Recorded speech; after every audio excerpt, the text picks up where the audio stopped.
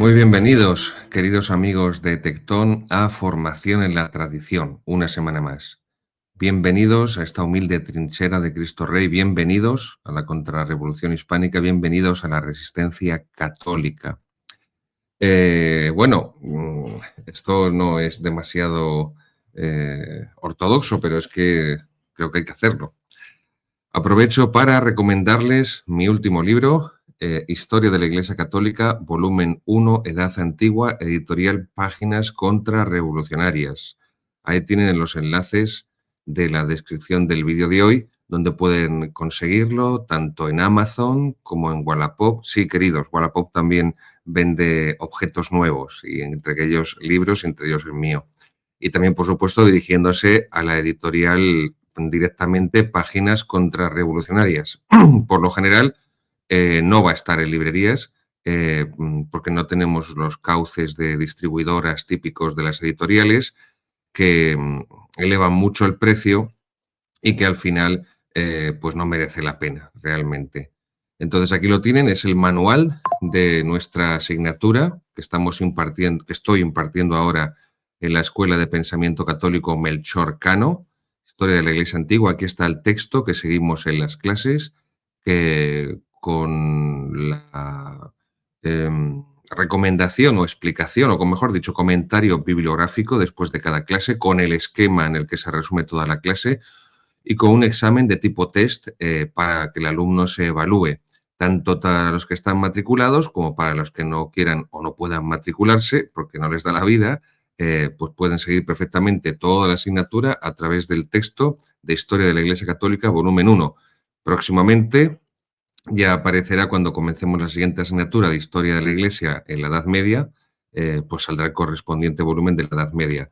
Son 530 páginas y, bueno, pues es una visión de conjunto, sintética, pedagógica, pensada para que el lector aprenda el máximo posible en el menor tiempo posible. Por eso, por ejemplo, la cuestión de los esquemas, que es un trabajo que le facilito ya al lector, al alumno, para que él no tenga que hacerlo.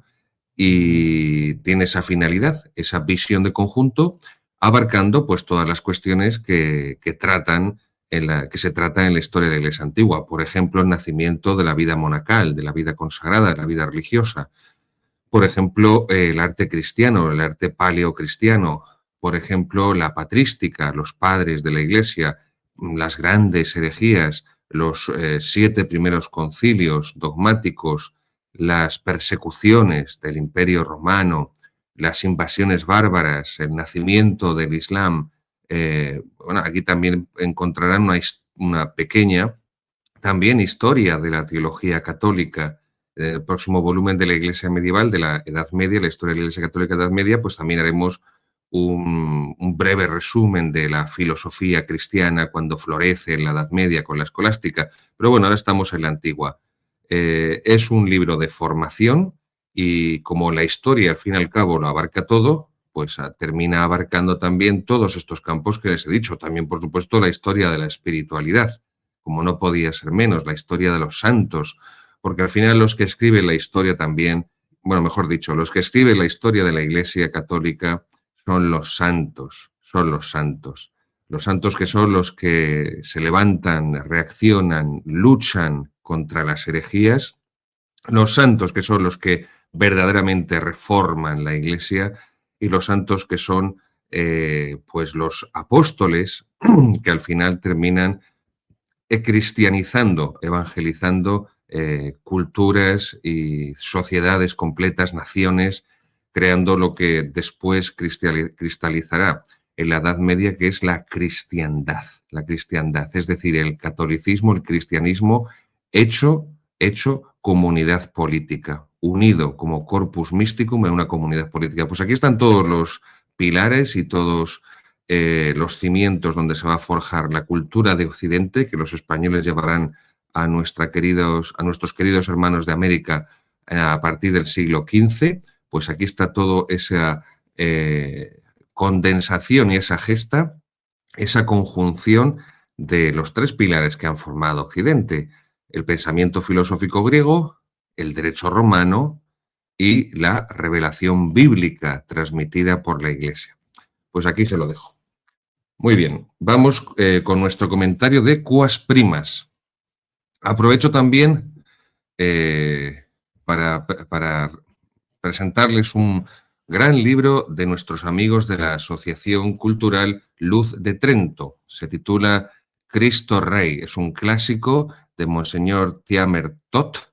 Monseñor Tiamer Tot tiene 400 páginas y es un tratado sobre la realeza de Cristo, sobre Cristo Rey, pues como les he hablado en otras ocasiones, al comentar la encíclica Quas Primas, sobre la teología de Cristo Rey, de la cual la Iglesia ha renegado desde el Vaticano II, de la espiritualidad de Cristo Rey, que fue de la que estaban empapados los cristeros de México y los cruzados y los mártires españoles de 1936.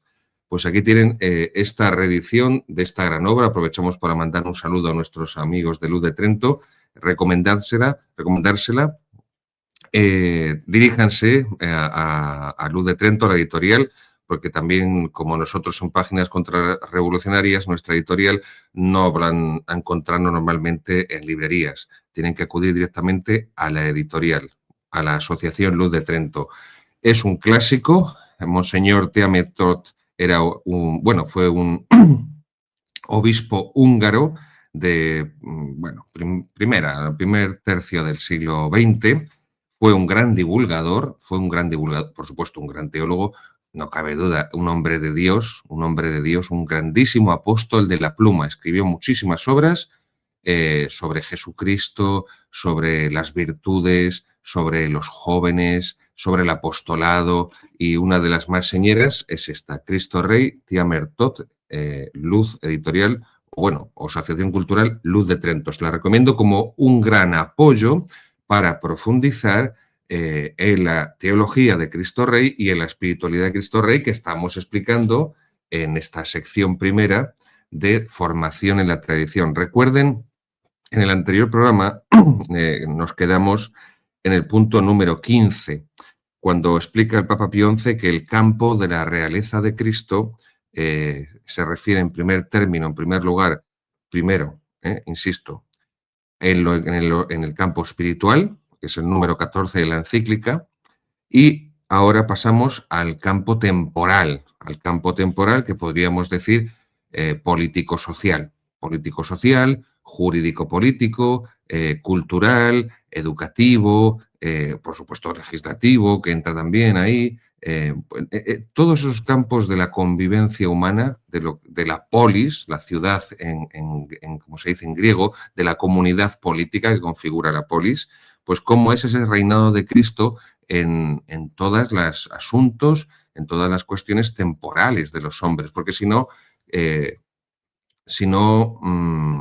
caemos en el error de un espiritualismo, que es la vía que se ha tomado desde el Vaticano II por parte de la jerarquía. Entonces, cuando hay que celebrar la festividad de Cristo Rey anualmente, pues si se dan cuenta, la inmensa mayoría de las predicaciones que se van a encontrar, que tendrán que sufrir con mucha paciencia y humildad, que no dudo que ustedes la tienen, queridos seguidores, pues será esa típica payasada protestante de que Cristo, rey de los corazones, no es un rey político. Bueno, pues esta es la tragedia que tenemos. El 98%, y soy generoso y benévolo, de los sacerdotes, de los obispos, de los cardenales, no han leído jamás esta encíclica. Como mucho les sonará de nombre. A algunos que la hayan leído, pues poco menos les habrá producido espasmos gástricos, y pues se ha desnaturalizado por completo la teología de Cristo Rey, la solemnidad, la fiesta litúrgica de Cristo Rey y, por supuesto, la espiritualidad de Cristo Rey. Sin esto no entendemos, insisto, esa gesta heroica de los cristeros mexicanos y la gesta heroica de los cruzados españoles defendiendo a la Iglesia, defendiendo la religión católica, la civilización cristiana de la mayor persecución sufrida en 20 siglos de historia de la Iglesia Católica. Recuérdelo bien, sobre todo nuestros hermanos de Hispanoamérica.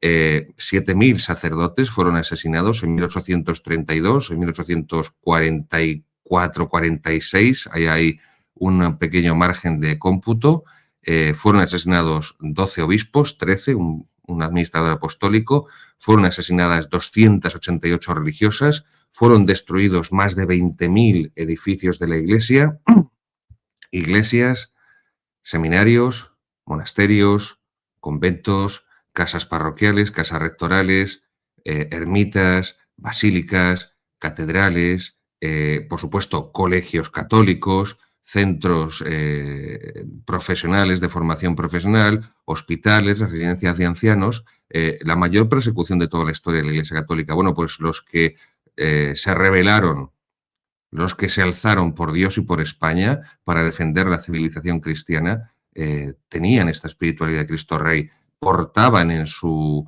pecho el detente con el corazón de Jesús, y aquellos heroicos cruzados llevaban con mayor o con menor conocimiento. Tampoco vamos a esperar que los pobres fueran todos catedráticos de teología dogmática, cuando hoy los primeros que no saben teología son los del gorro morado. Los funcionarios eclesiásticos son por lo general no son más que una manada de analfabetos y lo demuestran cada día. Pero no esperemos que fueran doctores en teología estos soldados, pero sí que tenían la verdad de Cristo Rey anclada en el corazón. Y por eso es tan importante conocer esta encíclica de la Quas Primas en el centenario de su promulgación y de la promulgación de la festividad de Cristo Rey, y por eso es tan importante que sepamos la naturaleza del reinado de Cristo, para que no nos engañen con esa versión protestantizada y edulcorada de un reino espiritual, de un reino escatológico, Cristo Rey del universo. No, Cristo Rey. No proyectes escatológicamente para tapar, para anular la dimensión política y la dimensión social, es decir, la dimensión temporal del reinado de Jesucristo, que es lo que proclama aquí Pío XI. Insisto, no porque Pío XI se inventara esta doctrina, sino que simplemente la codifica. Esto es lo que siempre vivió la Iglesia, y por eso les decía antes que no otra cosa fue la cristiandad. No otra cosa fue la cristiandad. Pues el reinado de Cristo en lo temporal, número 15 de Quas Primas. Dice así el Papa Pío XI. Erraría gravemente el que negase a Cristo hombre el poder sobre todas las cosas humanas y temporales, puesto que el Padre le confirió un derecho absolutísimo, fíjense en el superlativo, un derecho absolutísimo sobre todas las cosas creadas, de tal suerte que todas están sometidas a su arbitrio.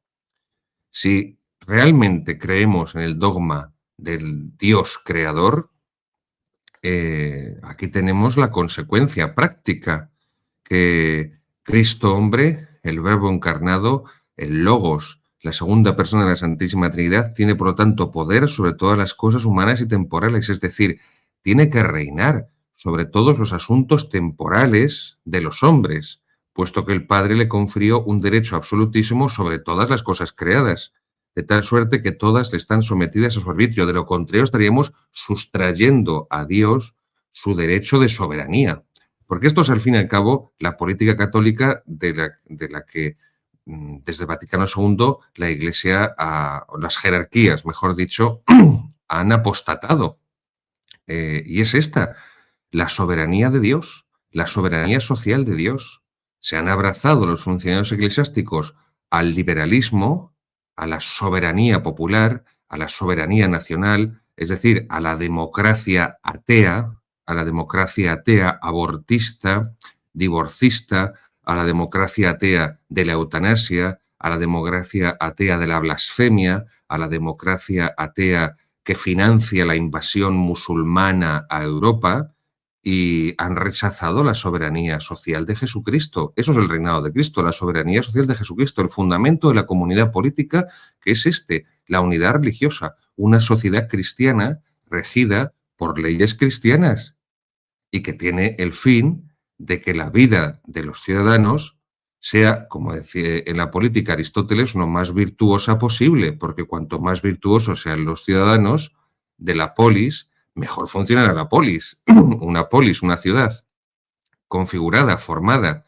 por personas como las actuales tenemos en nuestras sociedades posmodernas, liberales y democráticas, que están hasta las orejas de vicios, de todo tipo de vicios, como diría San Ignacio en la meditación de las dos banderas, de ahí a todos los vicios y pecados, pues evidentemente es una sociedad pues como las que tenemos actualmente, sociedades colapsadas, sociedades desquiciadas psicológicamente, sociedades obsesionadas de una forma aberrante con el sexo, sociedades totalmente en descomposición y sociedades que se están suicidando, formadas por personas atomizadas, sin verdaderos vínculos sociales, sin verdaderos vínculos humanos, con la familia totalmente desestructurada, que glorifican el mayor crimen de la historia de la humanidad, que es el aborto.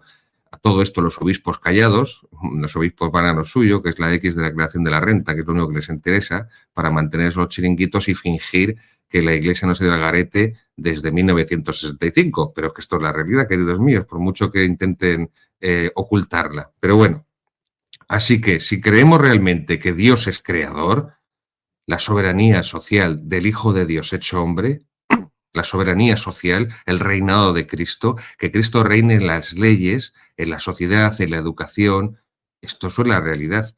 Ahora bien, también se lo digo, cuando había sociedades cristianas, cuando había una familia cristiana, cuando la Iglesia Católica era una cosa seria y no el circo de Manolita Chen, esto era viable. Hoy en día, cuando la Iglesia está hecha unos zorros, el modernismo campa a sus anchas, eh, hay una infiltración homosexual en el clero y en el episcopado brutal, todo el mundo tiene derecho a vivir en la herejía, se persigue la misa tradicional, se persigue a los sacerdotes que llevamos sotana, se bendicen parejas de sodomitas y lesbianas, se dice que se puede dar la comunión amoris laetitia a personas que están conviviendo en pecado mortal sin recibir el sacramento del matrimonio. Evidentemente, no vamos a empezar la casa por el tejado, hay que empezarla por los cimientos, y por eso ese es el motivo por el cual me lancé a hacer estos programas de formación y la tradición, para poder formar católicos, que puedan reconstruir el tejido social de la cristiandad. Evidentemente, este mundo posmoderno, ateo, sin Dios, se cae a pedazos. Lo malo es que nos caen los pedazos a nosotros en la cabeza, pero evidentemente ninguna sociedad humana sin Dios puede subsistir, menos todavía una sociedad humana en contra de Dios, porque no es un mundo pagano lo que tenemos ante nuestros ojos, tenemos un mundo apóstata, que es distinto. Un pagano a un apóstata va mucho de una cosa a otra. Y por eso tenemos que formarnos bien. Y formarnos bien significa, por supuesto, la vida de oración, la vida de sacramentos, la vida de piedad, el Santo Rosario, la Santa Misa, si es posible la misa tradicional, quien le sea posible. Pero hay que tener una buena formación, porque si no nos volvemos personas espiritualistas, sentimentaloides, carne de cañón para las sectas protestantes, y nos encontramos una iglesia pues que está hundida completamente en una crisis. Por ejemplo, el caso de los abusos sexuales, el problema es la homosexualidad, digámoslo así de claro. El 87% de los casos de abusos sexuales en el clero son homosexuales. Esto no lo van a decir jamás los obispos, porque no quieren que les quite el dinero al Estado, no quieren que les persigan y les ridiculicen y les insulten los medios de manipulación de masas, pero esta es la realidad. No se va a solucionar el abuso sexual en la Iglesia, en el clero, hasta que no se expulse a la homosexualidad del episcopado y del clero. Esto está más claro que el agua. Es decir, si Cristo ni siquiera reina en la Iglesia, ni siquiera reina entre los sacerdotes y entre el episcopado, pues tenemos que ser conscientes que todavía tenemos mucho camino para que Cristo reine en las sociedades. Así que hay que poner de nuestra parte, confiando en la gracia divina, por supuesto, con el recurso continuo de la oración y con una muy buena formación para que Cristo reine en cada familia y así pueda, como célula básica de la sociedad familia, como iglesia doméstica, pueda expandirse y podamos reconquistar el mundo para Jesucristo Rey. Seguimos.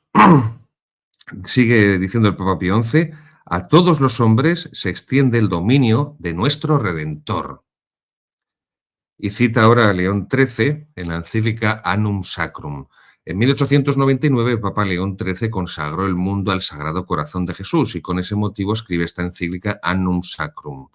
Y dice así León XIII: el imperio de Cristo se extiende no solo sobre los pueblos católicos y sobre aquellos que, habiendo recibido el bautismo, pertenecen de derecho a la Iglesia. Se está refiriendo a los países protestantes y a los ortodoxos. Y ahora lo dice. Aunque el error, o sea, la herejía, el mayor error, que es el error religioso, los tenga extraviados o el cisma los separe de la unidad, sino que comprende también ese imperio ser reinado de Cristo a cuantos no participan de la fe cristiana, de suerte que bajo la potestad de Cristo se halla todo el género humano. Está haciendo ese llamamiento a las misiones, porque además el papado de Pío XI fue un papado en el que hubo una grandísima expansión misional, que continuará en el de pontificado de Pío XII hasta que ya venga el Vaticano II y los misioneros, pues en lugar de evangelizar, se dediquen a hacer de agentes sociales. Llegarán las sectas protestantes financiadas por la masonería norteamericana y arramplarán con todo. Además, unido a la teología de la liberación, la teología comunista, y por eso, pues, las misiones católicas, pues, se vinieron abajo. Por no hablar ya de la teología progresista, liberal, modernista, del diálogo interreligioso, el ecumenismo del Vaticano II, luego el Papa Francisco diciendo que ¿cómo se llama esto? El proselitismo no es cristiano. Bueno, pues fíjese cuánto proselitismo hacen los protestantes y cuánto proselitismo hacen los musulmanes. Y, en fin, pues esto es lo que tenemos, queridos míos. Por eso aquí vemos otra rama de esta teología y esa espiritualidad de Cristo Rey, que es el espíritu misionero, el espíritu militante, el catolicismo militante. Pues por eso odian todos los funcionarios eclesiásticos esta encíclica, los que la conocen, claro, porque odian el catolicismo militante, como nos recuerda el sacramento de la confirmación, que somos soldados de Cristo Rey. Y esto, evidentemente, pues no es que les salga urticaria, no es que les produzca urticaria, es que se ponen como la niña del exorcista.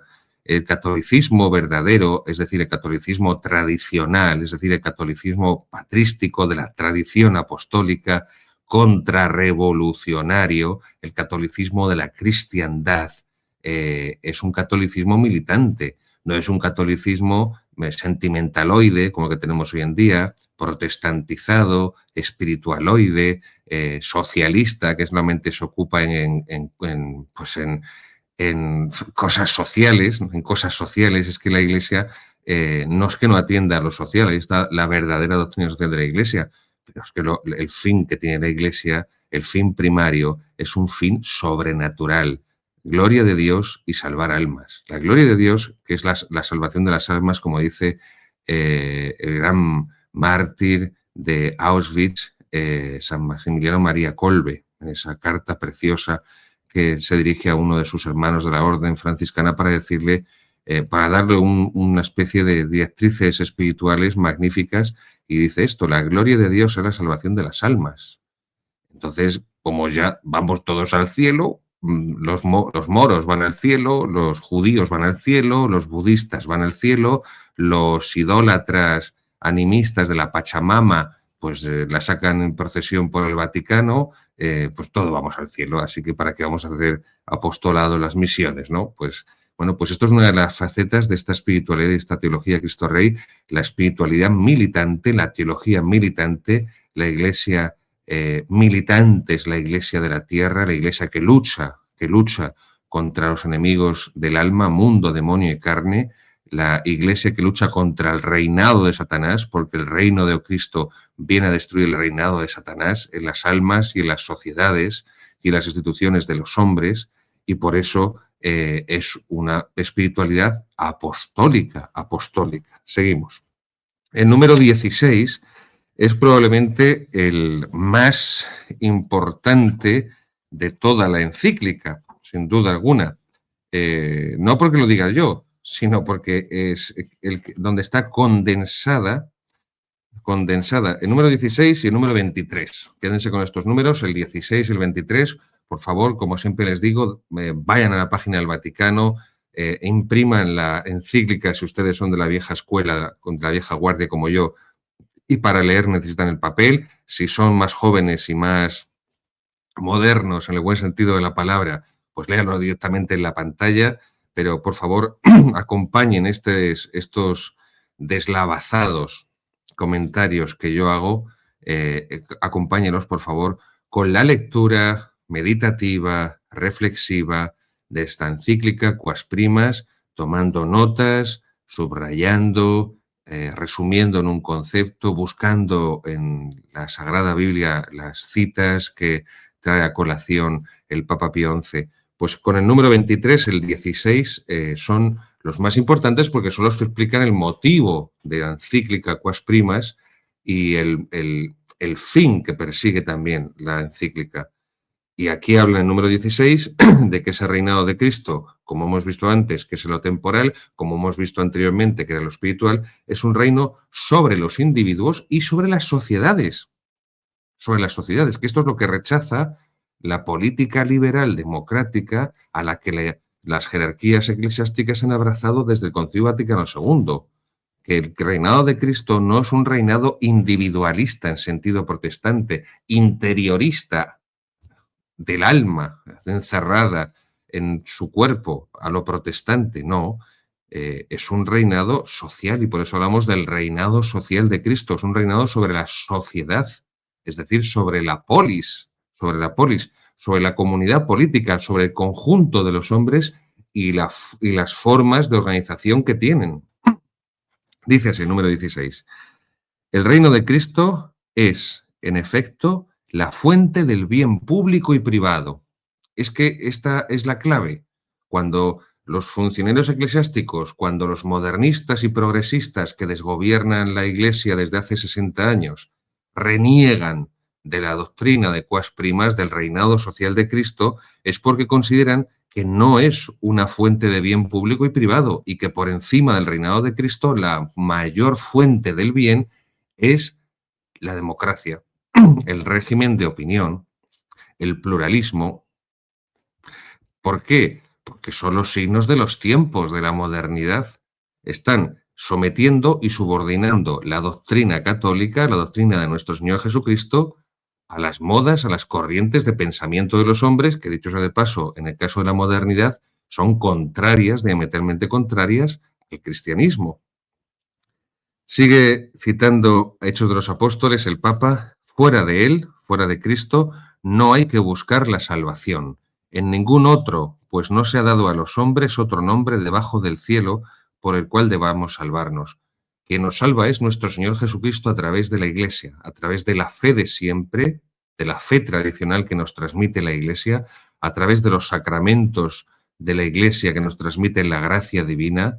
Esto es lo que nos salva. No nos salva la democracia liberal, no nos salva el liberalismo, no nos va a salvar los millones de euros que nos da el Estado, no nos va a salvar esa sentina, esa cloaca que es la COPE y que es 13TV. No nos va a salvar nada de eso. Nos va a salvar Jesucristo, Jesucristo Rey, Jesucristo Rey.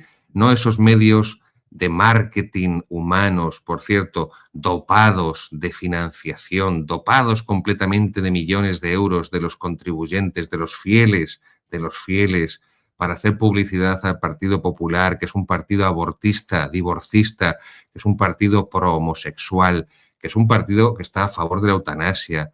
Eso es lo que se hace en 13TV y en la COPE, hacer propaganda de un partido que es socialista, en el fondo es un partido socialista disfrazado de centro, que es el Partido Popular, y esa es la televisión de los obispos y la radio de los obispos. Dios les va a pedir cuentas por ello, ¿eh? Dios me va a juzgar el día que me muera y tengo muchos pecados cargando sobre mis espaldas, pero a quien mucho se dio, mucho se pedirá, y el juicio de los obispos va a ser bastante más severo que el de un pobre cura como soy yo. Sigue en el número 16, el Papa Pío XI. Él es solo, Jesucristo es solo quien da la prosperidad y la felicidad verdadera a los individuos, tanto a los individuos como a las naciones, ¿eh? A la estructura política, la comunidad política estructurada como nación. Nación en el sentido clásico, es decir, nación histórica, no en el sentido moderno, no en el sentido revolucionario del derecho político surgido de la Revolución Francesa de la nación unida al Estado. No, no, no, no. Porque la felicidad de la nación no procede de una fuente distinta que la felicidad de los ciudadanos.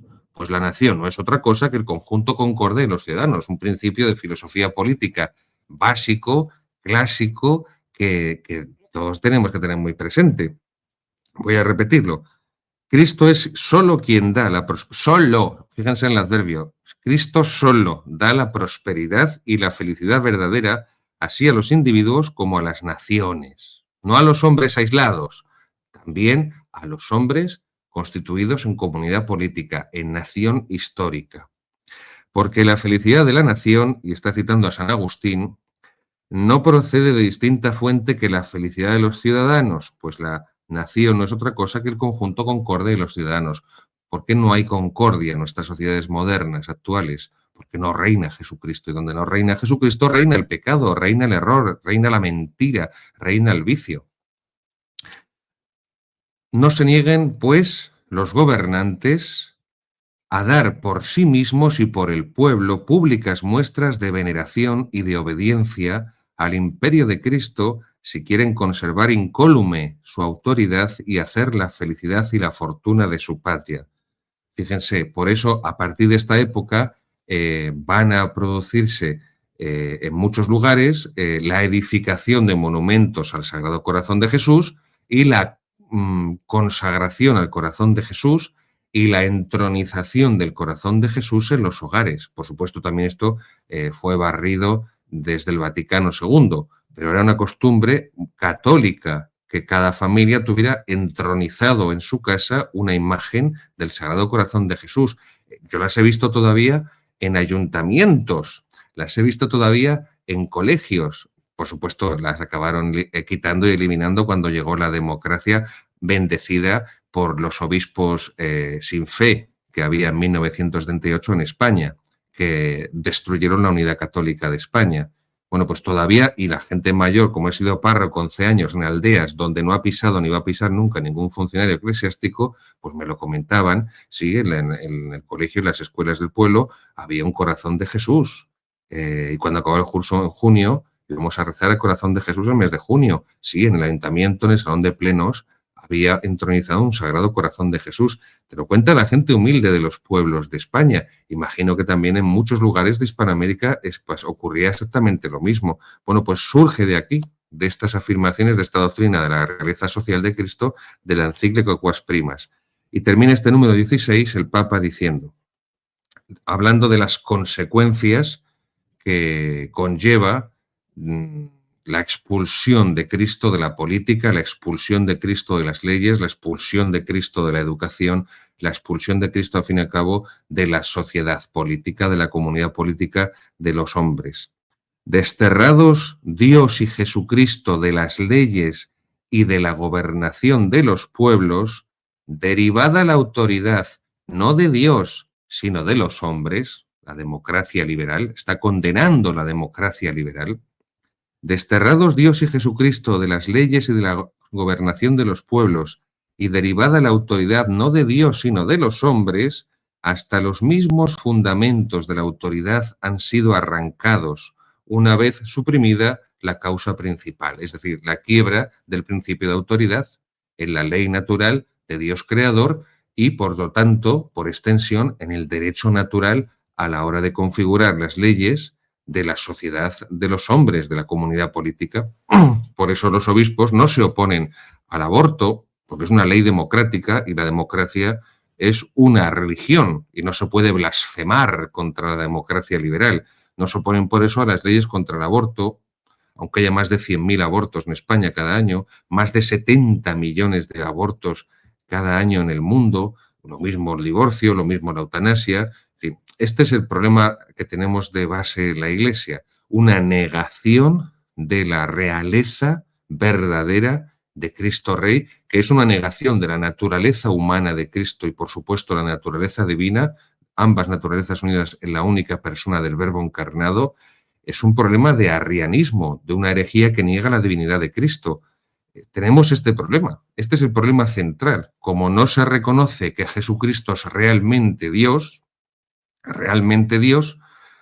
se coarta, se recorta su soberanía, su realeza, y esto ha llevado, tras 60 años de empeñarse en este camino, a la total desaparición de las sociedades cristianas, donde la religión ha quedado como un residuo folclórico, como una religión a la carta, y donde pues la gente vive al margen, vive de espaldas completamente de Dios. Por eso es tan importante que nos armemos bien con esta espiritualidad y con esta teología de Cristo Rey. Termina el Papa. De lo cual no ha podido menos de seguirse, de esa expulsión de Jesucristo de las leyes, no ha podido menos de seguirse una violenta conmoción en las sociedades, privadas de todo apoyo y de fundamento sólido.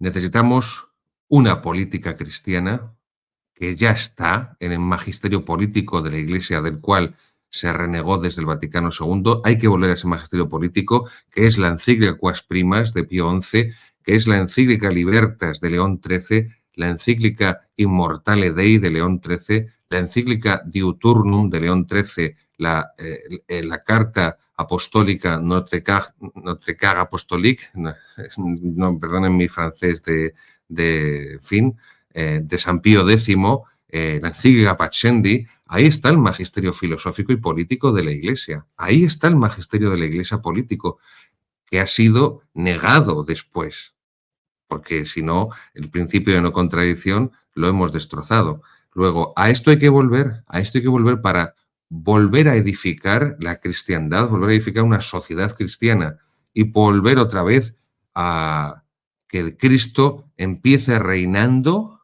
en la familia, empiece reinando en la propia Iglesia, entre los sacerdotes, los obispos, la apostasía episcopal que vivimos, los fieles, que sea expulsado por medio de un exorcismo esa infiltración sodomítica que hay en el episcopado y en el clero, y que Cristo vuelva otra vez a reinar.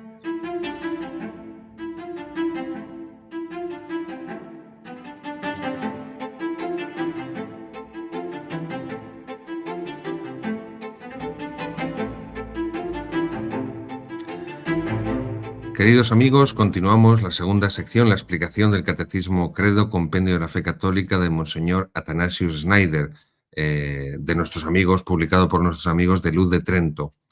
Recuerden, estamos en la segunda parte, la parte de la moral. Estamos explicando las virtudes sobrenaturales, las virtudes teologales. Estamos en la primera de ellas, en la virtud de la fe.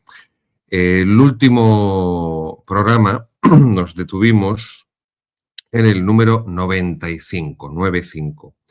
Voy a recuperarlo aquí. ¿Puede la credulidad, está hablando de los pecados contra la fe, ¿puede la credulidad precipitada respecto de presuntas apariciones o revelaciones perjudicar la virtud de la fe? Está hablando de los pecados contra la fe por exceso.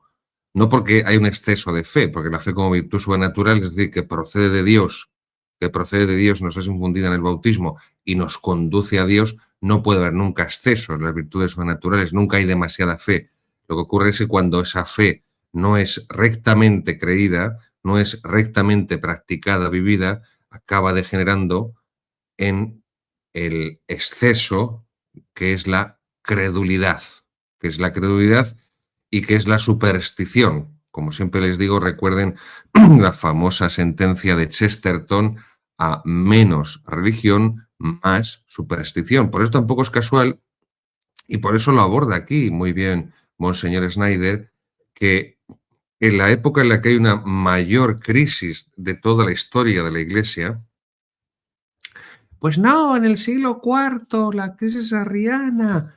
En el siglo IV, en la crisis arriana, queridos míos, no había una infiltración homosexual en el clero y en el episcopado, ni había documentos firmados por el Papa diciendo que hay que bendecir a sodomitas y lesbianas. En el siglo IV no había documentos firmados por el Papa diciendo que puede comulgarse en pecado mortal porque eso es amoris laetitia, contradiciendo directamente la doctrina del Concilio de Trento, toda la doctrina católica, pero que está codificada en el Concilio de Trento, y no hablemos ya de esto de fiducia súplica, de las bendiciones a parejas con atracción hacia personas del mismo sexo, cuando además va contra la mismísima ley natural, contra la misma ley natural.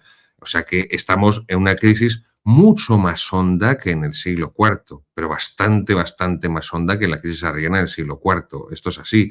Y en la práctica, pues ya vemos que tampoco hay en ese sentido mucho más diferencia. La mayoría del episcopado y muchísima buena parte del clero, de los religiosos, ya no digamos de los fieles, no creen que Jesucristo sea Dios, ni creen que todas las repercusiones que se derivan de que Jesucristo sea verdaderamente Dios, el Hijo de Dios, Dios de Dios, luz de luz, Dios verdadero de Dios verdadero. Y por eso no es casual que en esta época de colapso por el fracaso del Vaticano II, la iglesia que sale del Vaticano II es una iglesia fallida, y lo estamos viendo en estos 60 años desde que acabó el Vaticano II, la iglesia ha encallado completamente, y vemos que por eso no es casual que se multipliquen las supuestas apariciones. No digo que todas sean falsas, pero muchas sí lo son. Y los supuestos videntes o las supuestas personas que tienen revelaciones divinas. No es casual, esto no es casual. También es porque, como la propia Iglesia no habla de Dios, no habla de los sacramentos, de la fe, de la oración, no habla de las realidades eternas y espirituales, y solamente habla de los pobres, de los inmigrantes, del cambio climático, del diálogo interreligioso. Como es una iglesia totalmente filantrópica, horizontalista en el sentido masónico, pues claro, pues la gente se va donde le hablan de Dios, del cielo, de la oración, de la palabra de Jesucristo, donde le hablan de las exigencias morales.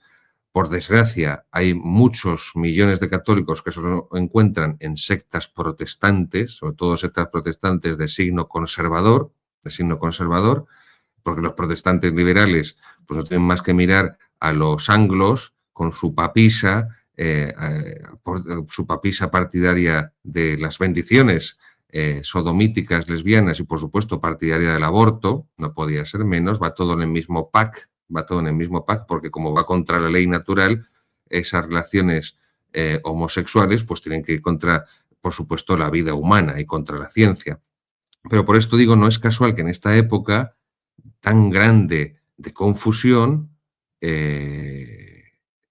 se reproduzcan como setas cuando llueve, pues insisto, las supuestas apariciones, las supuestas revelaciones, y que incluso muchos fieles que participan de ellas y que son personas de una gran integridad moral, son personas incluso que a través de eso se han convertido y han conocido al Dios verdadero y a Jesucristo y a la Iglesia Católica, y que son personas de oración, de mucha oración y de mucha penitencia, también he conocido a unas cuantas, pero no prestan la menor atención a una formación católica sólida, una formación católica integral.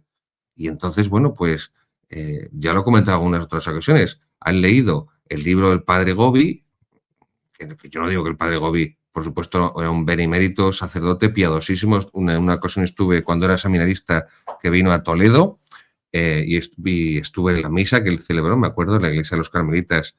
Pues estábamos ahí medio seminario. Fue muy gracioso porque, pues se corrió la voz, había algunos carteles en algunos lugares de Toledo, en algunas tiendas, en iglesias no, yo creo, solamente pues en tiendas del casco histórico que los dueños eran cristianos, ¿no? Pues me acuerdo de una zapatería, me acuerdo de una pescadería, me acuerdo en una papelería típica, un negocio familiar de 3 o 4 generaciones. Pues vimos que había un encuentro con el padre Gobi en la iglesia de los Carmelitas, o el sábado, si no recuerdo mal, creo que era un sábado por la tarde. Y teníamos además en el seminario paseo, o sea, podíamos salir esa tarde un paseo y demás, y todos los seminaristas callados, sin decirnos nada unos a otros, porque estaba mal visto esto del padre Gobi, que dice que le habla a la Virgen o que tiene revelaciones de la Virgen. y cuando me voy a la iglesia de los carmelitas para asistir a la misa del padre Gobi y rezar el rosario con el movimiento sacerdotal mariano, yo estaría en primer, segundo año de seminario, no creo ni que estuviera en el tercero. Y me encuentro allí que sin decirnos nada unos a otros estábamos por lo menos medio seminario, que en mi época eso significaba que estábamos 50 seminaristas allí, 50 seminaristas que sin decirnos nada los unos a los otros para que no nos echaran la bronca los formadores, los superiores, nos lo prohibieran o nos miraran mal, porque esto son cosas aparicionistas y visionarias, pues al final ahí estábamos, ya les digo, medio seminario. Bueno, pues yo no digo que no lean el libro del padre Gobi, pero antes tienen que haber leído un buen catecismo, y no solo leído, releído, estudiado, rezado, meditado, por ejemplo, este de Monseñor Schneider, o por lo menos el de nuestros abuelos, de nuestros antepasados, el famoso catecismo del padre Astete y el padre Ripalda, jesuitas, de preguntas y respuestas breves para niños. Si ese más breve, al menos apréndanselo de memoria, como nuestros abuelos lo aprendían de memoria, que yo todavía en los pueblecitos donde estuve de sacerdote, de párroco, conocía a mucha gente mayor que se sabía con 80 y tantos años y con 90 años de memoria todavía desde su infancia todo el catecismo, todas las preguntas del catecismo del padre Astete y del padre Ripalda. Y me contaban que cuando eran niños había concursos de catequesis por parroquias, por pueblos, y se juntaban en tal o cual pueblo las parroquias de ese arciprestado, de los pueblos de alrededor, y los niños se presentaban al concurso de catecismo, y tenían su diploma y su premio. Pues a lo mejor le regalaban una bolsa de castañas, pero el niño o la niña se veía tan contento a su casa de que había ganado el concurso de catecismo, y el párroco o el arcipreste correspondiente lo había hecho a mano, con mucha... A mí es que me enseñaron uno de esos diplomas en una ocasión, una señora muy mayor, que luego, por cierto, la enterré yo, pues me enseñó ese diploma que para ella era pues casi que el mayor orgullo de su vida. Bueno, pues antes de estas cosas, antes de leer a María Valtorta, queridos amigos, que no digo que esté mal leer a María Valtorta, ya les he dicho en otras ocasiones que yo he leído 3 o 4 libros, ya no me daba la vida para más. No digo que esté mal, por supuesto, leer el diario de la Misericordia de Sor Faustina. También yo lo he leído en 2 ocasiones. En 2 ocasiones lo he leído completo. Pero antes de eso hay que estudiar y hay que saberse muy bien un buen catecismo. Y el del padre Astete y el padre Ripalda, pues es que se nos queda en ese sentido un poco corto, porque es un catecismo para niños. Y porque en la época de padre Astete y de padre Ripalda y de nuestros abuelos no había una invasión de la ideología de género, una invasión homosexualista, una invasión del Islam, que va a arrasar está arrasando ya con todo el cristianismo los restos que quedan. No había una herejía modernista adueñándose de la Iglesia. Es decir, por eso creo que el catecismo de Monseñor Schneider tiene todo lo bueno de la tradición católica, y todo lo bueno de la respuesta desde la tradición católica a la problemática de los conflictos actuales en los que estamos envueltos como Iglesia Católica. Y en ese sentido, por eso también supera el catecismo de Monseñor Atanasio Schneider al de San Pío X, cuando en julio del año 2024 tuve el honor de poder presentar en Madrid el catecismo de Monseñor Schneider, junto con mi querido y admirado Alberto Bárcena, y por supuesto con Monseñor Atanasio Schneider. A mí me lo preguntaron unas cuantas personas, pero este catecismo es mejor que el de San Pío X. Y dije, bueno, pues que el de San Pío X, en 1910 más o menos, que es cuando se promulga, no estábamos como estamos en el 2024, en el 2025. Hay una serie de problemáticas por el avance de la revolución liberal, por el avance del secularismo, por el avance de la amoralidad, de la subversión revolucionaria, en definitiva, demoníaca, que tenemos que saber dar respuesta a ellos. Pues bien, por eso es tan importante que seamos cautos, muy cautos, con todas estas cuestiones de revelaciones y de apariciones, porque al final la fe cristiana no se fundamenta ni se construye en las apariciones de la Virgen en Garabandal, en Medjugorje, en Fátima, en Lourdes, en Akita o donde sea, o donde sea. Nuestra fe se fundamenta en la Sagrada Escritura y en la tradición. La tradición son los 20 concilios dogmáticos, generales, universales, ecuménicos. Son los escritos de los santos, los escritos de los doctores, de los padres de la Iglesia, de los grandes teólogos, las grandes enseñanzas perennes de los papas, pero de los papas católicos. ¿De acuerdo? Ya saben por dónde voy y a lo que me refiero. Ahí está la doctrina católica, el corpus doctrinal católico. A eso hay que ir primero. Y después vamos a lo otro. Es que si no sería como si un niño pretendiera alimentarse solamente de postres y no de comida sólida. Recuerdo una ocasión, un amigo mío, que sus padres le dejaron solo en casa un fin de semana, que estuvieron fuera con sus otros hermanos, y él se dedicó todo ese fin de semana a alimentarse de pasteles y de tartas. Se fue a una pastelería, se compró no sé cuántos pasteles, se compró, no sé si fueron 2 tartas, y estuvo todo el fin de semana, desayuno, almuerzo, merienda y cena, comiendo pasteles y comiendo tarta. Bueno, luego se puso evidentemente malísimo el estómago, pero es que antes de ir al postre tenemos que ir, como decía el padre, ay, no me sale el nombre, Fray Luis de Granada, hay que comer pan con corteza, alimento sólido, como dice San Pablo, alimento sólido, pan con corteza. Hay que ir a los textos de la palabra de Cristo, a los textos de los padres, que son los que comentan e interpretan la palabra de Cristo, a los grandes escritos de los grandes santos, a los grandes escritos de los grandes papas.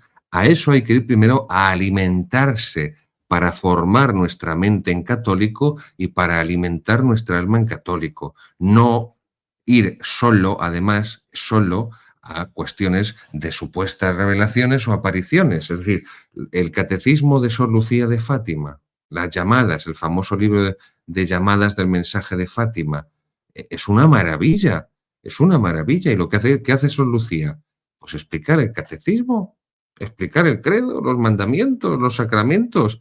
Sé que al final es esto, pero hay que ir primero a las fuentes y después ya vamos a los intermediarios, como son, insisto, estas personas a las que la Santísima Virgen María, en este caso concreto, le ha concedido esa gracia. O el caso de Sor Faustina Kowalska. Antes de leer el diario de Sor Faustina Kowalska hay que tener una buena formación cristiana, porque también si no se puede interpretar mal en muchas cosas Sor Faustina Kowalska. Que quede claro, y la devoción a la Divina Misericordia, que quede claro también incluso en el corazón de Jesús. Pero bueno, vamos que si no, no nos metemos en el asunto. ¿Puede la credulidad precipitada respecto de presuntas apariciones o revelaciones perjudicar a la virtud de la fe? Sí. Como la fe debe ser fuerte y meritoria, incluso sin ver pruebas, quienes buscan apariciones y revelaciones debilitan a menudo su fe deseando pruebas de fenómenos extraordinarios. Es verdad que la realidad que tenemos en la Iglesia y en el mundo, en la sociedad civil, es sumamente desagradable. Pero las apariciones de la Virgen, tanto las que están aprobadas como las que no, no pueden ser nuestro refugio para apartarnos de la realidad. Insisto, la fe cristiana se fundamenta en la revelación de Dios que termina con la muerte del último apóstol, no con esta aparición o con la otra.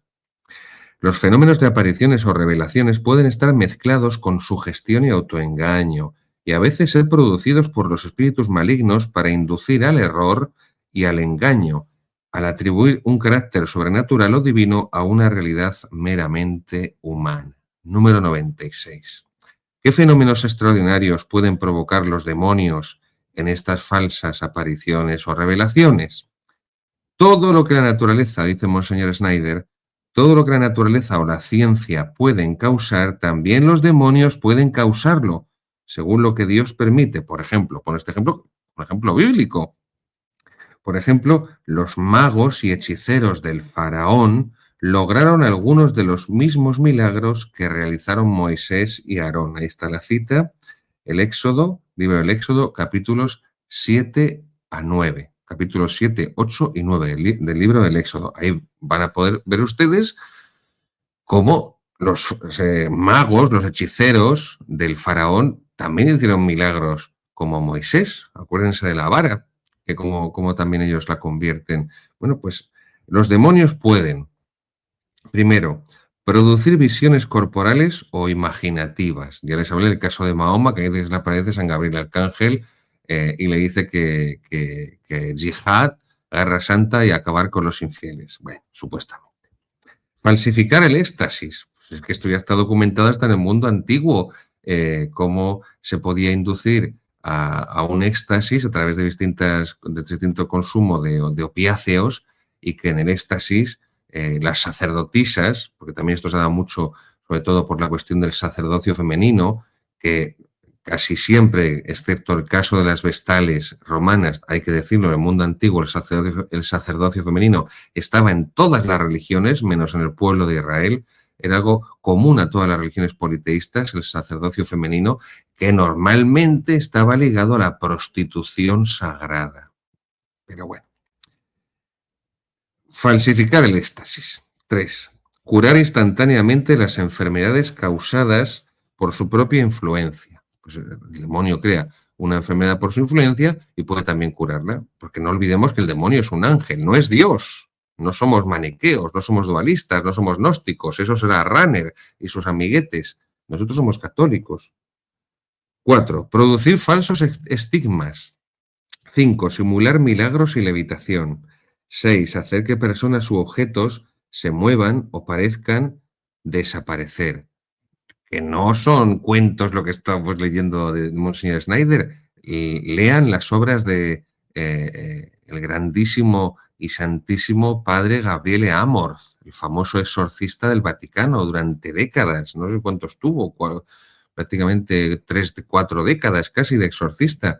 El padre Gabriele Amorth, excepto un libro que tiene, yo no recuerdo el título, en la editorial San Pablo, sobre la Virgen, que es una meditación para el mes de mayo, muy bonito el libro, muy sencillo, muy piadoso, pues como era el padre Amorth, un grandísimo santo y un hombre de Dios y un gran teólogo, el padre Amorth, que por cierto decía que el ritual de exorcismos del Vaticano II, que el demonio se reía de él y detestaba el ritual de exorcismos del Vaticano II, que se lo inventaron Buñini y sus amiguetes masones y protestantes, y él seguía utilizando el ritual tradicional, el ritual antiguo. Esto lo dice el padre Gabriel Amorth. No lo digo yo, lo dice el padre Gabriel Amorth. Pues menos ese libro de la Virgen, que son 30 meditaciones para el mes de mayo, el resto de libros del padre Amorth son libros de entrevista donde cuenta sus experiencias de exorcista, bueno, pues que ya no se trata del morbillo que nos pueda entrar. Por eso, desde luego, uno tuvo una época en la que me producía cierta atracción todo este mundo de los exorcismos, pero vamos, que ya hace mucho tiempo que se me acabó cualquier tipo de curiosidad malsana respecto al mundo de los exorcismos. Pero sí es cierto que el padre Gabriel Amorth, de los miles y miles de casos que él atendió, todo esto que está enumerando aquí Monseñor Athanasius Schneider, el número 96, todos, él lo cuenta en sus libros. Por eso esto de simular milagros y levitación, él cuenta casos que ha visto así. 7. Hacer que una persona escuche sonidos o voces. 8. Hacer que una persona hable en lenguas. Esto es muy típico de la posesión demoníaca. 9. Declarar un hecho oculto o lejano. 10. Curar o calmar temporalmente angustias emocionales, dificultades psicológicas y otros males naturales. Número 97. ¿Cuáles son los signos del espíritu diabólico? Y aquí hace una lista muy pormenorizada, Monseñor Athanasius Schneider.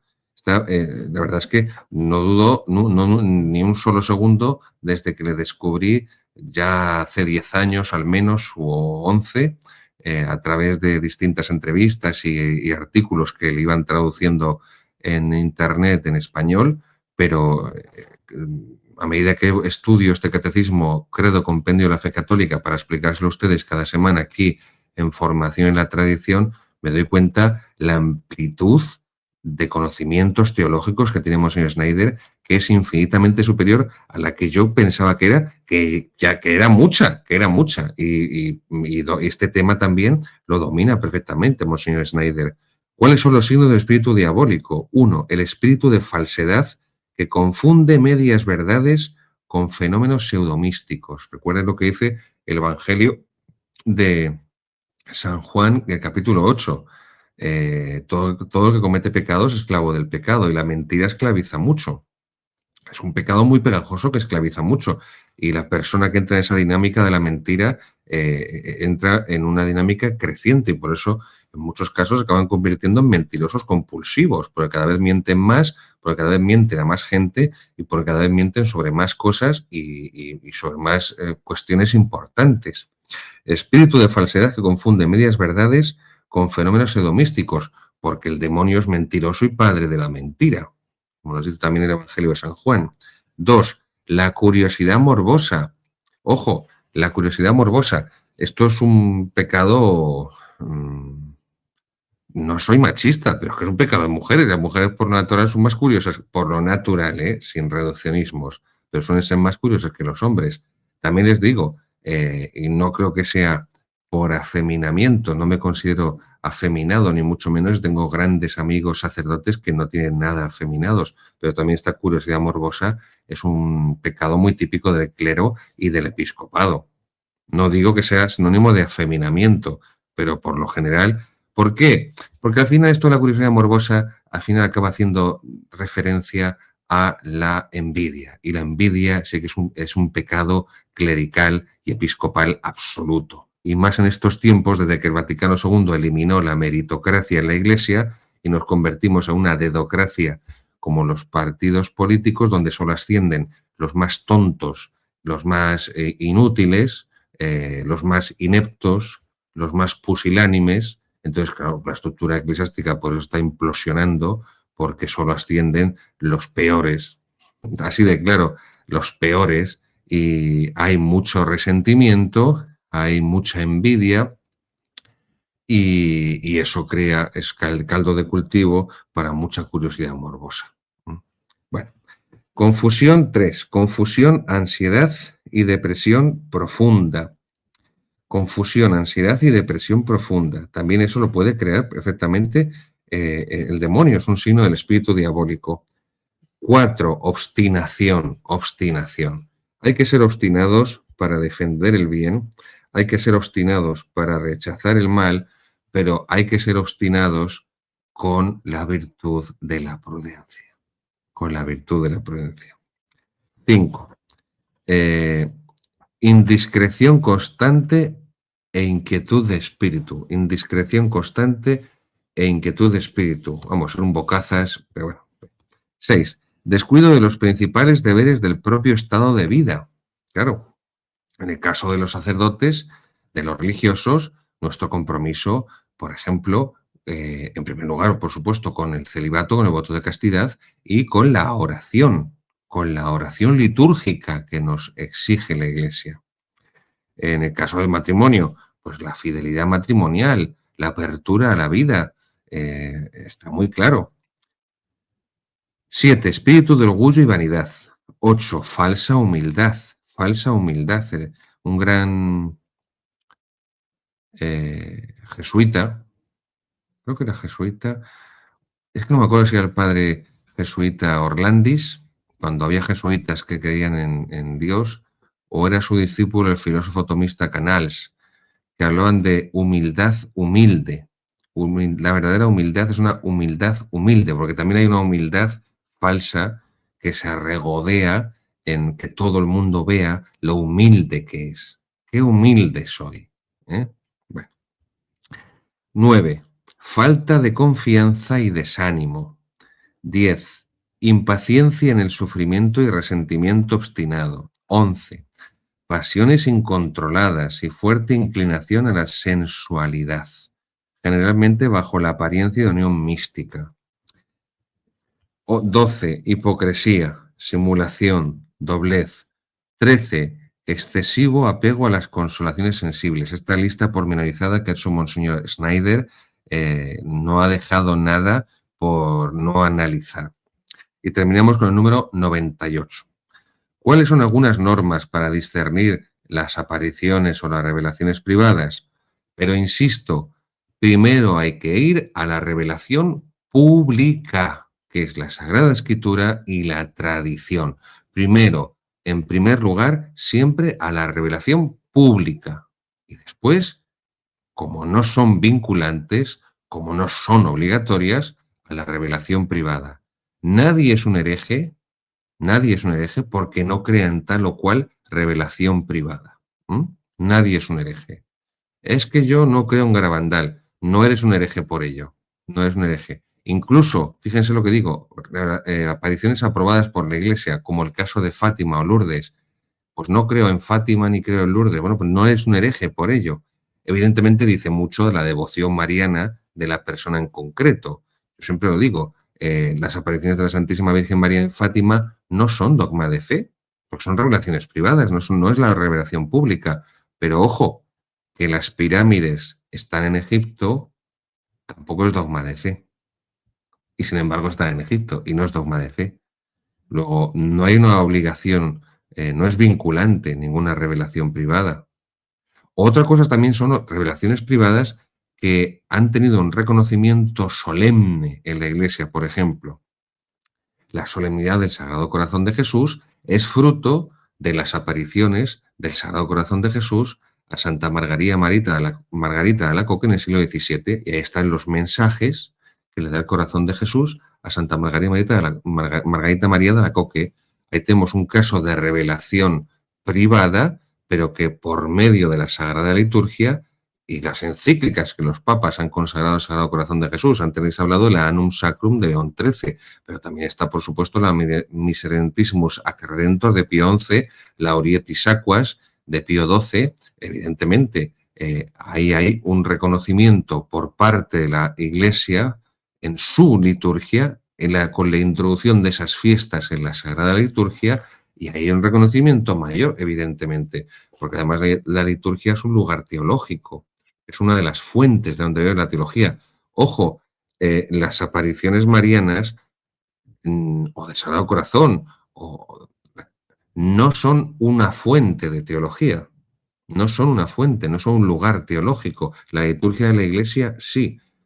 Cuando acabemos de ver esta parte de la moral, tendremos que ver la parte de los sacramentos, pero probablemente, que es la tercera, aunque probablemente lo que haga sea retroceder a la primera del credo para explicar esto más pormenorizadamente. Hay vídeos que ya en su momento grabamos el Padre Moore, que le enviamos desde aquí un fortísimo abrazo a nuestro querido y admirado Padre Moore, vídeos en los que explicamos la parte del credo, del catecismo, credo compendio de la fe católica de Monseñor Athanasius Schneider, pero lo quiero hacer como estoy haciendo ahora con la parte de la moral, de los 10 mandamientos, lo quiero hacer pormenorizadamente. Ya llegaremos, pero por eso es tan necesario tener una buena formación, queridos amigos, porque si no, a mí me han preguntado en ocasiones en las que he impartido conferencias que por qué no hablaba de la Virgen de Fátima, que si es que no creía en las apariciones de la Virgen de Fátima. Yo me sentí herido, no sé, bueno, tampoco me enfadé, pero ¿cómo decirle? Me sentí muy, muy descolocado. Digo, pero yo tengo una grandísima devoción a la Virgen de Fátima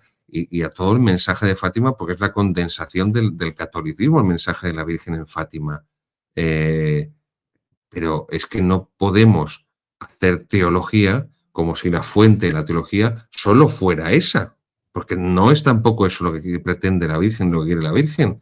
Entonces, son una ayuda, ya lo vimos en el programa anterior, las revelaciones y apariciones aprobadas por la Iglesia son una ayuda para vivir nuestra fe, pero no son fuentes de fe como sí lo son la Sagrada Escritura, la tradición, los concilios ecuménicos de la Iglesia, dogmáticos, los 20 dogmáticos ecuménicos, las grandes enseñanzas papales de las encíclicas, la Sagrada Liturgia, por supuesto, pero tenemos que poner cada cosa en su lugar. Si no, hay desorden, y donde hay desorden no está Dios. Normas para discernir las apariciones o revelaciones privadas. En primer lugar, si van en contra del dogma católico, de la moral católica, deben ser rechazadas como falsas, porque Dios no se contradice a sí mismo. 2.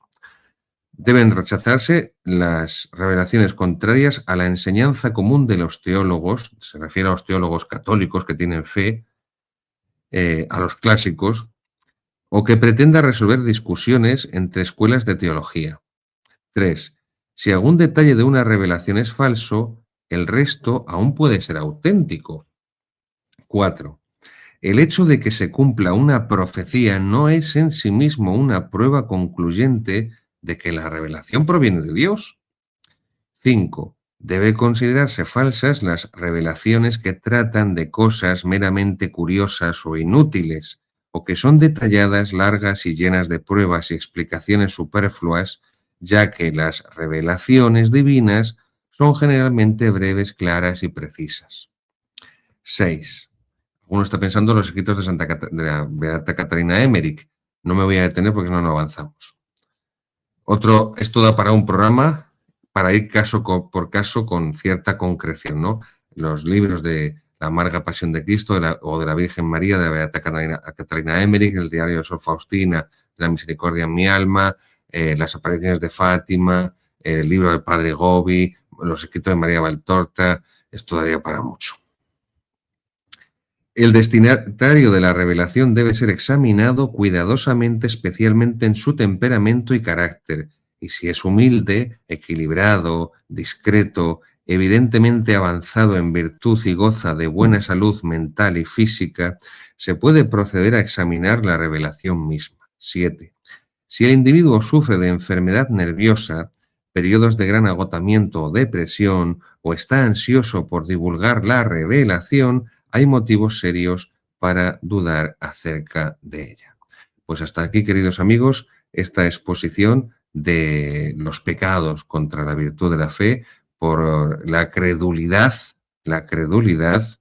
que degenera en superstición acerca de cualquier cosa que se presente como revelación de Dios o como aparición de la Santísima Virgen María, de los ángeles o de nuestro Señor.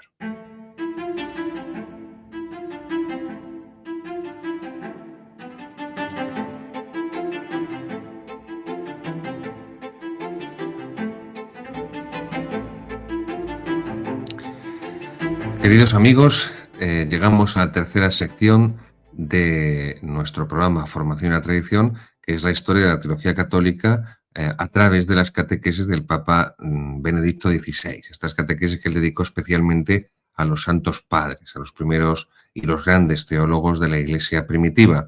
En esta ocasión va a abordar a uno de los más importantes, como él mismo reconoce, una gran figura, así la define, que es San Cirilo de Alejandría. San Cirilo de Alejandría es la catequesis del 3 de octubre del 2007.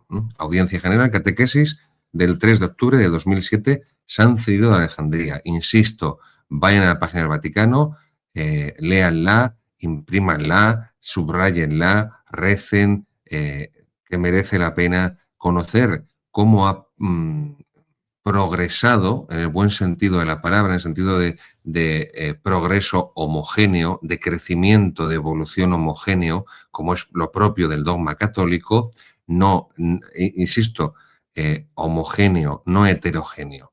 La evolución homogénea es el crecimiento natural de un cuerpo. El crecimiento heterogéneo no es una evolución, sino que es una revolución, que es lo contrario. Y un crecimiento heterogéneo lo que produce es una mutación. Y lo propio de la Iglesia Católica es la tradición, la permanencia en el ser del sujeto que evoluciona porque crece, porque progresa armónicamente en un sentido homogéneo, como un niño a medida que crece hasta que se transforma en un hombre adulto, como una niña a medida que crece y se acaba convirtiendo en una mujer con todas las de la ley que puede engendrar vida. No es mujer cuando es una niña porque todavía no puede engendrar vida, evidentemente, pero con el desarrollo homogéneo de su organismo podrá al final, cuando alcance la edad adulta, generar vida, igual que el niño. Bueno, pues esto es lo católico. Insisto, lo heterodoxo, lo herético, es el crecimiento heterogéneo, es la mutación, es la revolución. Pues bien, San Cirilo de Alejandría. Dice el Papa Benedicto XVI que está vinculado a la controversia cristológica que llevó al Concilio de Éfeso, el año 431. San Cirilo fue definido como el custodio de la exactitud, que quiere decir el custodio de la verdadera fe, e incluso como sello de los padres. Así se le conocía, como sello de los padres. Custodio de la exactitud. Esto es la pérdida completa de la teología, vamos a ser generosos y benévolos, entre comillas, católica supuestamente actual. No hay precisión. No hay precisión. No la hay. Todos son discursos poéticos, sentimentaloides, evanescentes. En la teología actual, poquísimos teólogos hablan con precisión, en la precisión de los términos, con una terminología católica, primero con una terminología filosófica, católica, seria, cristiana, la filosofía perenne a la que hace referencia el Papa León XIII en su encíclica Eterni Patris sobre la necesidad, no ya recomendación, necesidad de volver al tomismo, de volver a Santo Tomás de Aquino, que es lo que decía el Código de 1917, el Código de Derecho Canónico, y que luego en el 83, bueno, pues se mantuvo, pero se dejó muy light, muy descafeinado. Pero bueno, no obstante, yo siempre lo digo, en el Código de Derecho Canónico solamente aparecen 3 nombres propios, en el del 83, Jesús, María y Tomás, Santo Tomás de Aquino. Bueno, pues doctor custodio de la exactitud, de la exactitud. Muy pocos teólogos actuales hablan con exactitud y con precisión terminológica. Y esto es fundamental, y esto es una característica de San Cirilo de Alejandría. Estas expresiones antiguas manifiestan muy bien un dato que de hecho es característico de San Cirilo, es decir, la constante referencia a los autores eclesiásticos precedentes, sobre todo a San Atanasio, que le precedió en su sede episcopal de Alejandría. Constante referencia a los autores eclesiásticos precedentes, con el objetivo de mostrar la continuidad de la propia teología de la tradición. Esto es imprescindible, la teología de la tradición, la teología que se apoya en la tradición, la teología que continúa la tradición. No se continúa la tradición diciendo lo contrario de lo que han dicho los anteriores, que es lo que nos vende la teología modernista actual. La violación del principio de no contradicción, que desde Parménides es el primer principio de la filosofía. Si usted es usted, no soy yo, y si yo soy yo, no soy usted. Este es el principio de contradicción. La Iglesia no puede decir, no puede enseñar durante siglos extra ecclesiam nulla salus, fuera de la Iglesia no hay salvación, como dice San Cirilo, y luego decir que sí, claro, la libertad religiosa, el ecumenismo, esto es maravilloso. Claro, están violando el principio de no contradicción. La Iglesia no puede decir en un documento, como por ejemplo, Veritatis Splendor del Papa Juan Pablo II, cuál es la moral católica, y decir lo contrario otro papa después en Amoris Laetitia y en Fiducia Supplicans. No puede violar el principio de no contradicción la enseñanza católica. Eso no es verdadera teología, no es magisterio ni enseñanza de la Iglesia, son herejías. Herejías. No lo digo yo. El cardenal Müller y el cardenal Sara ya dijeron que Amoris Laetitia era herética. Y ya dijeron que Fiducia Supplicans era blasfema por pretender la bendición de relaciones homosexuales. Relaciones homosexuales, de parejas homosexuales. Porque para bendecir a una persona, para bendecir a un pecador, no hace falta ningún documento. Eso siempre lo ha hecho la Iglesia. Siempre ha hecho la Iglesia. Si haces un documento exprofeso porque quieres bendecir el pecado contra natura, el pecado nefando. Entonces estás yendo contra la ley natural y contra toda la ley moral de Cristo. ¿Ven cómo tenemos un problema con el principio de no contradicción, con la exactitud, con la precisión, con la teología de la tradición? La misa tradicional que la Iglesia celebró durante más de 1000 años No se puede prohibir, no se puede perseguir como si fuera algo malo, satánico, demoníaco, que divide a la Iglesia. Cuando tenemos una misa que es válida, la misa de Pablo VI, no me cansaré de decirlo, que es lícita, pero que se la inventó un papa, que aprobó un rito que se inventaron unos señores en sus laboratorios, en sus despachos. No voy a entrar a más sobre Buñini y sus filiaciones masónicas y los ministros observadores protestantes allí, Max Turian y toda esta gente. No voy a entrar en eso. Esto es la realidad. La teología de la tradición, constante referencia a sus precedentes, con el objetivo de mostrar la continuidad de la propia teología con la tradición. No hay continuidad cuando se dice lo contrario a lo que la Iglesia enseñó.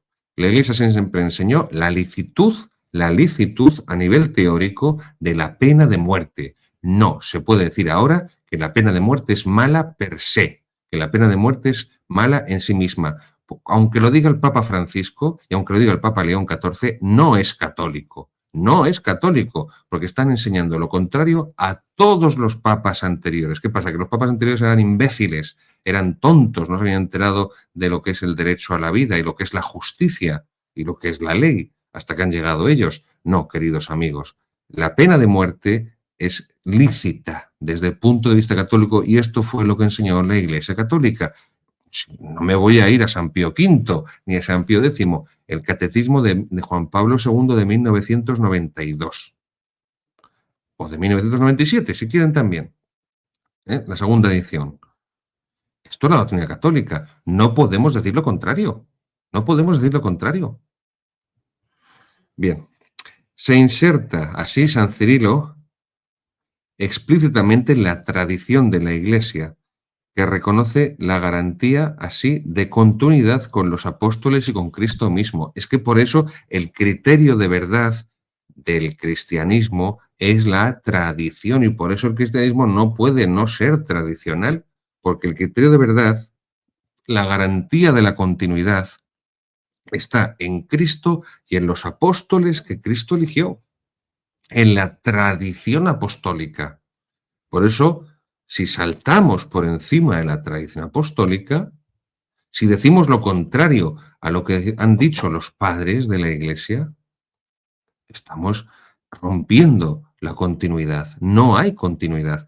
Insisto, ¿por qué se convierte el cardenal Newman estudiando a los padres de la Iglesia y viendo el liberalismo que se había introducido el anglicanismo y que hoy ya es algo evidente y vemos cómo ha implosionado? Bueno, pues esa vía es la que seguimos, por desgracia, en la Iglesia Católica. El liberalismo ha entrado en la Iglesia Católica a raíz del Concilio Vaticano II, 1962-1965, no deja de escalar y de adueñarse cada vez más de la Iglesia ese liberalismo liberalismo en política, que el liberalismo en teología es el modernismo, y por eso estamos viendo esa modernización, esa protestantización, esa liberalización de la Iglesia Católica a través de sus jerarquías. La Iglesia Católica nunca enseñó, por ejemplo, que los países tengan la obligación de indiscriminadamente recibir a todos los inmigrantes ilegales que les lleguen, porque eso es violar la virtud de la justicia. Y si no hay justicia natural, virtud natural de la justicia, no puede haber virtudes sobrenaturales como son la caridad o como son la misericordia. No se puede oponer la caridad sobrenatural a la justicia natural. Igual que ustedes tienen llave de su casa y tienen una puerta y deciden quién entra o no entra en su casa, las naciones tienen derecho a decidir quién entra en su territorio, quién no y bajo qué condiciones. Insisto siempre, la inmigración que reciben de Hispanoamérica, los países, los Estados Unidos, es muy distinta de la avalancha invasora musulmana, afromusulmana que estamos recibiendo en Europa. Bueno, volvemos a San Cirilo, que se me va. Venerado como santo tanto en Oriente como en Occidente, en 1882 el Papa León XIII le proclama doctor de la Iglesia. También el Papa León XIII proclamó doctor de la Iglesia no solamente a San Cirilo de Alejandría, sino a San Cirilo de Jerusalén, no confundirlos, y también a San Juan Damasceno, por cierto, que es el que califica al Islam de herejía, de herejía. Pero ya volveremos a eso otro día. Bien, dice el Papa Benedicto que San Cirilo nace sobre el año 370-380, no tenemos muchos datos sobre su biografía, que escogió el camino eclesiástico, la vía eclesiástica siendo muy joven, que recibió una buena educación cultural, tanto cultural como teológica, que es algo que se ve evidentemente en sus escritos, que fue elegido el año 412 obispo de la sede de Alejandría, que era una sede con mucha influencia, y que la gobernó con firmeza durante 32 años, tratando siempre de afirmar el primado en todo el Oriente y fortaleciendo los vínculos tradicionales con la Iglesia de Roma. Y por supuesto, San Cirilo va a pasar a la historia por su enfrentamiento con el hereje Nestorio. Nestorio era un obispo herético que había sido un monje con mucha fama, con mucho prestigio, un monje de una gran vida de penitencia, de pobreza, muy austero. Y San Cirilo, como obispo, pues se enfrenta a él, porque Nestorio era el obispo de Constantinopla, recordemos que era la capital del Imperio de Oriente, y Nestorio niega que la Virgen María, la Santísima Virgen María, la Inmaculada, sea madre de Dios. Él dice que es solamente madre del hombre, madre del Hijo de Dios en cuanto hombre, y por lo tanto es madre de Cristo, Cristotokos, Cristotokos en griego, y no es Theotokos, madre de Dios. Porque lo que hace Nestorio es separar la naturaleza humana de la naturaleza divina, que en católico están unidas las dos en la persona del Verbo, de la segunda persona de la Santísima Trinidad. El obispo Nestorio, dice Benedicto XVI, para salvaguardar la importancia de la humanidad de Cristo, acaba afirmando su separación de la divinidad. De este modo, no era ya verdadera unión entre Dios y el hombre lo que había en Cristo, y por lo tanto no se podía hablar de la Virgen María como Madre de Dios, porque la Virgen no puede dar a luz al Hijo de Dios. Sí, claro, porque el Hijo de Dios se ha hecho hombre, y al dar a luz al hombre, a su naturaleza humana, se la puede también, comunicatio idiomatum se llama esto, pero bueno, se puede evidentemente y se debe reconocerla como Madre de Dios. No porque sea madre de la divinidad, sino porque la divinidad y la humanidad están unidas en la persona del Verbo encarnado, en sus purísimas entrañas virginales.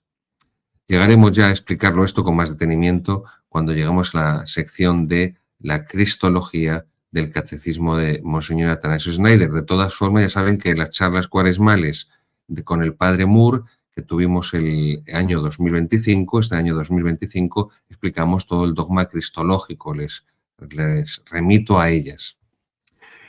La reacción de San Cirilo fue subrayar la unidad de la naturaleza humana y de la naturaleza divina en la unidad de la persona de Cristo. Fue una reacción inmediata y desplegó todos los medios para luchar contra esa herejía cristológica y mariológica de Nestorio. ¿Ven? La Iglesia antigua luchaba contra las herejías y contra los herejes, y condenaba a las herejías y luchaba contra las herejías y luchaba contra los herejes.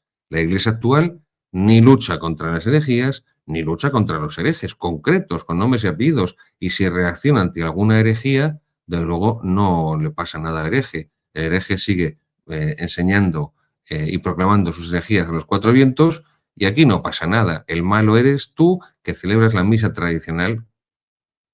No, pero es que este sacerdote está negando que Cristo sea Dios. El malo eres tú. Tú eres el que divides la iglesia porque celebras la misa tradicional. No, pero mire, pero es que este obispo ha dicho que la Santísima Virgen es una mujer como otra cualquiera. No, el malo eres tú porque celebras misa tradicional y rompes la unidad de la iglesia, no estás en comunión con el Papa. No, mire, pero es que este otro cargo importante, funcionario eclesiástico en una satrapía diocesana, hace absoluciones colectivas. No, el malo eres tú porque celebras la misa tradicional. Esto es lo que estamos viendo en la Iglesia en los últimos 60 años. Bien.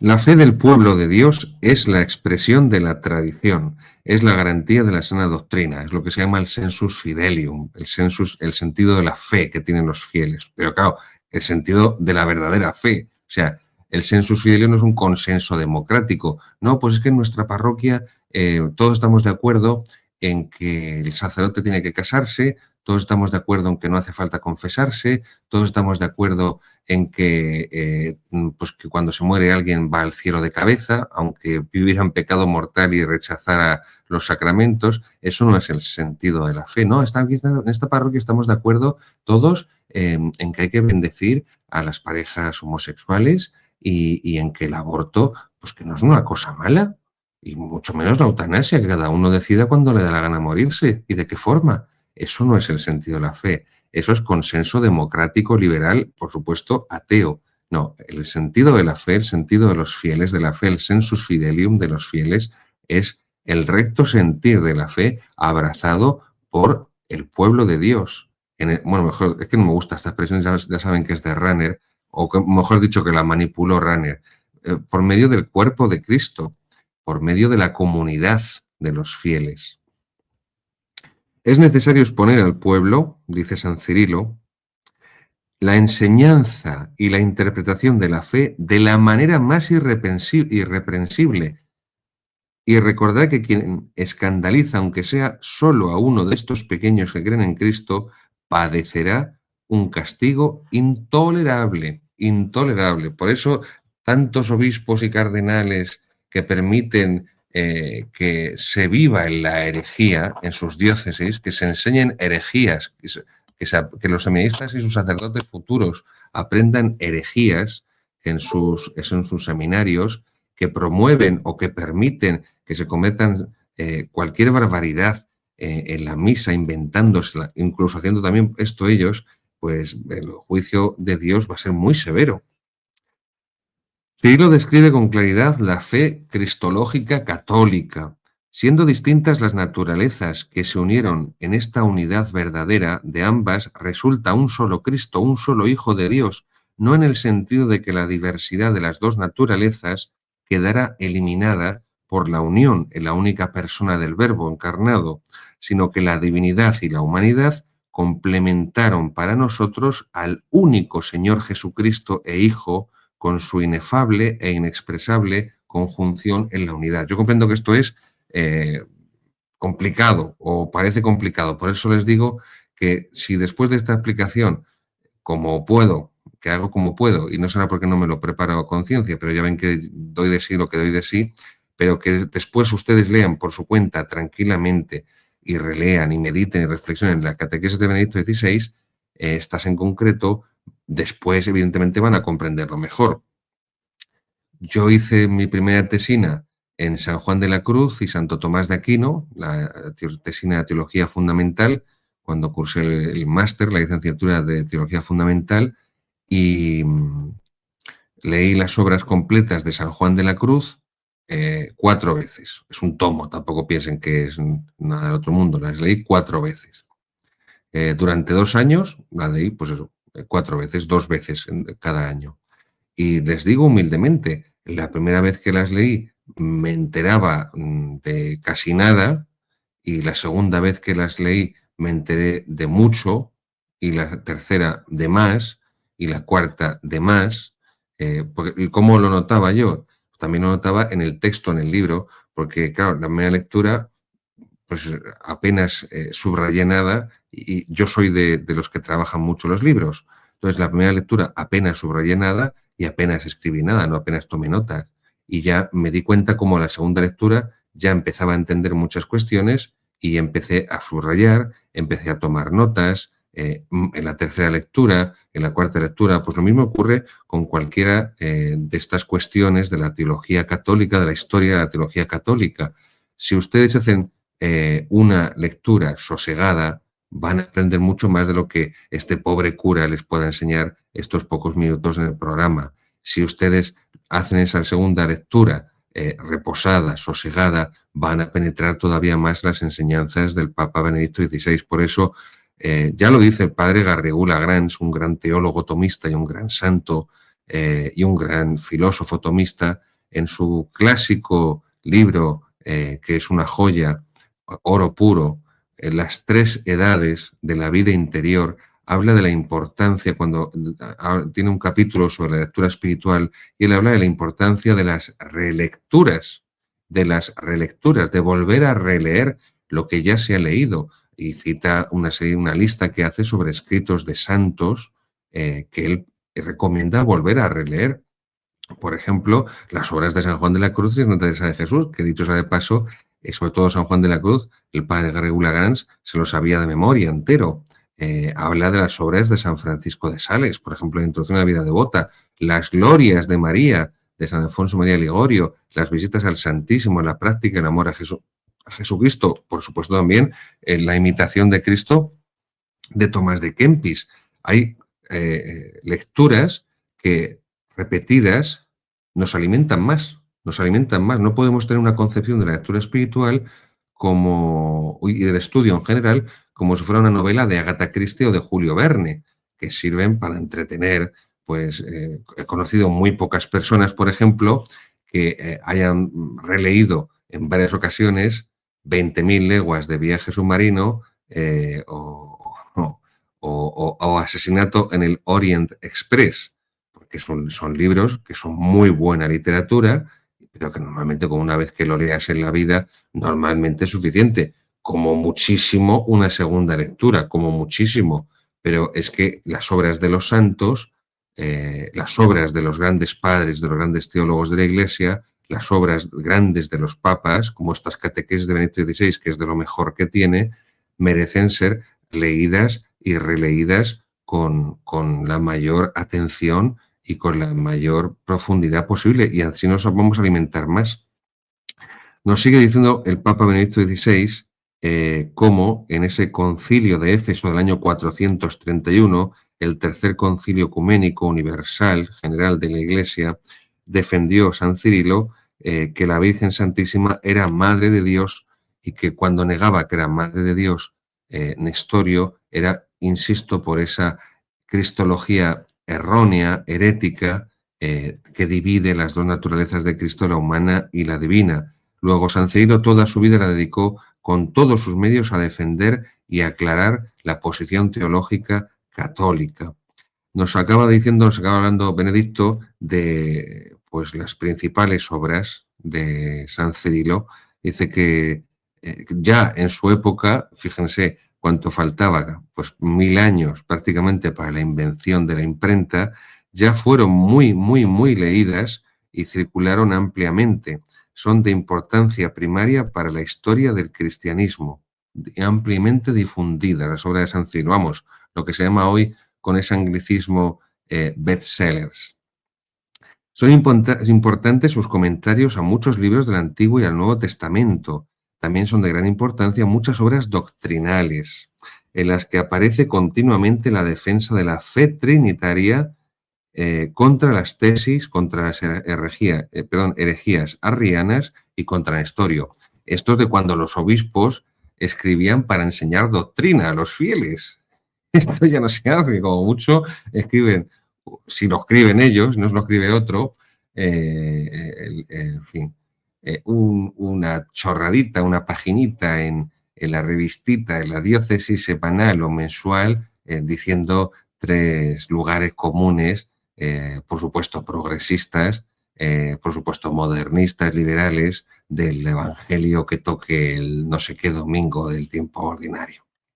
Pero si alguno de ustedes le invito a que haga la experiencia, a que lea cartas pastorales de los obispos anteriores al Vaticano II, y van a ver qué diferencia, Dios mío. Es como comparar a Dios con un gitano. Qué diferencia. Yo he leído, por supuesto, la de Cardenal Gomá, y las he releído, las de Monseñor Irurita, obispo mártir de Barcelona en 1936, asesinado por los rojos. He leído las de este obispo, ahora no me acuerdo ahora, Cardenal Spínola de Sevilla. Ahora no les sabría decir más. Pero bueno, las de este cardenal también mexicano, Martínez, creo que era. Martínez. No recuerdo el nombre. Creo que era, sí, Martínez, pero no recuerdo el nombre, un cardenal mexicano en los años 40-50. Luis María Martínez. Luis María Martínez. Son además tratados de espiritualidad impresionantes también. ¿Eh? Y hablo de las cartas pastorales, yo no hablo ya de los libros, que tienen muchos libros, porque fue también un gran escritor, aparte de un místico, un hombre de Dios, por supuesto, pero que los que hemos podido tener acceso, no vamos a hablar de Fulton Sheen, evidentemente, como se dice en el refrán castizo castellano, de todo hay en la viña del Señor, pero el nivel espiritual y el nivel intelectual de los obispos antes del Vaticano II era infinitamente superior a los obispos que hay en la actualidad. Esto es innegable y el que se niega a verlo no tiene más que acudir a esos textos. Una carta pastoral de estos obispos antes del Vaticano II era un tratado de teología. Tú veías, dices, este hombre sabe teología y además tiene fe y se nota además que reza. Una carta pastoral para el mes de la Virgen, el mes de mayo, una carta pastoral para el mes del Rosario de octubre, para el mes de Sagrado Corazón en junio, para el tiempo de Cuaresma o el tiempo de Adviento, o para la solemnidad del Corpus Christi o del Sagrado Corazón de Jesús, o de la Inmaculada o de San José con el día del seminario, y también hablando sobre el sacerdocio, las vocaciones. Es que ya les digo, es increíble. Yo cuando, por mi moderada fiebre o sed de lectura, siendo bibliotecario, ayudante bibliotecario en los años de seminario, y cayeron en mis manos algunas de estas cartas pastorales de obispos anteriores al Vaticano II, me quedé impresionadísimo. Bueno, pues las obras de San Atanasio, ya 1000 años, 1900, bueno, 1900, 1600 años antes del Vaticano II, fueron muy difundidas porque hay una gran teología y una gran espiritualidad y se ve una gran fe en estas obras de San Cirilo. Escribió también San Cirilo su última obra, probablemente Contra Juliano. Se titula así, Contra Juliano. ¿Quién es este Juliano?